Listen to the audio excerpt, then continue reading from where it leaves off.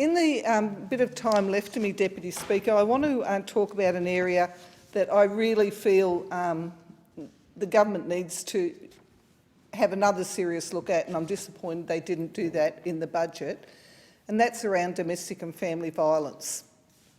We know internationally there were warnings and reports about the increase in domestic and family violence that we would see in our communities during a pandemic, and sadly that has turned out to be the case.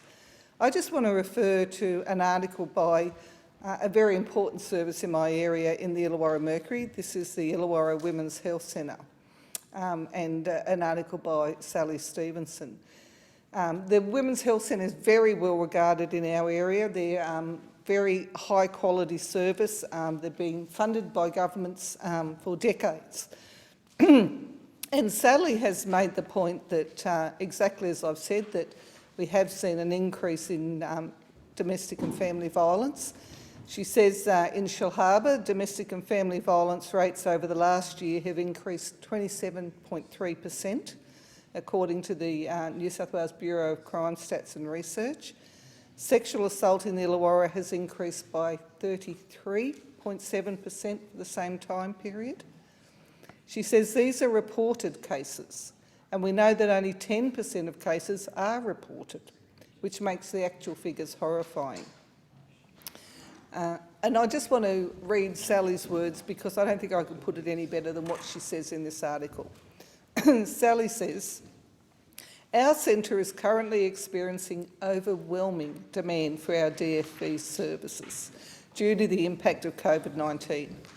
Our waiting list for counselling support exceeds 3 months.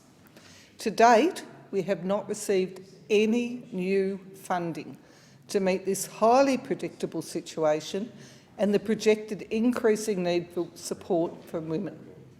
Let's take a step back. In March, despite all the global and national evidence that unequivocally predicted that we would experience escalating DFV rates due to COVID, only $150 million of new funding was committed to this sector by the Morrison government.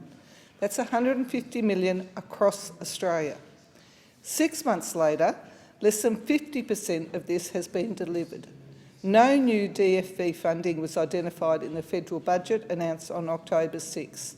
The National Women's Safety Council announced in August it remains concerned about DFV rates but made no recommendation or request for additional funds.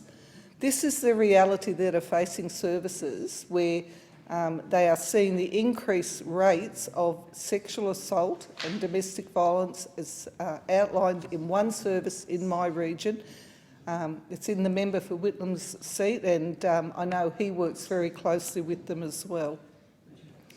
And quite rightly we ask, why isn't the government supporting the domestic and family violence sector? These services are there day in, day out on the front line, seeing the reality of these impacts. And I know that they are a vital service and really need to be supported, particularly at such a difficult time as this. Instead, what's happening is, with a small amount of money available, they're all competing against each other to get extra funds.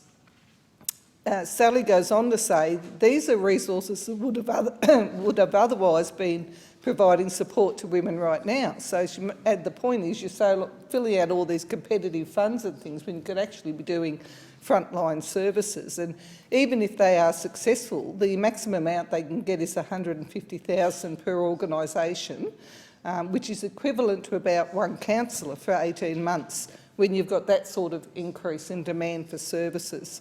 I want to back people like my Illawarra Women's Health Centre and others of those on the front line for domestic and family violence, including our police services, our health services, all of whom are seeing the reality of this impact. And I want to say to the government that post this budget, when they look to formulate their next budget in the normal timeframes that they would do so, that they actually have a look at the demands that are there in the domestic and family violence sector. This is critically important for our communities, and that they find additional funding to support these services doing such important work, because clearly, the times, at tough times, sadly, we see an increase in these sorts of services demands, and we need to give them the resources that they require to be able to do that. It's no good for our police and health services if they're intervening in cases and there aren't the follow-up and support services there. Women and families waiting 3 months, it's not acceptable. I'm pleading with the government, as they formulate the next budget, take a serious look at this space. Thank you, Deputy Speaker.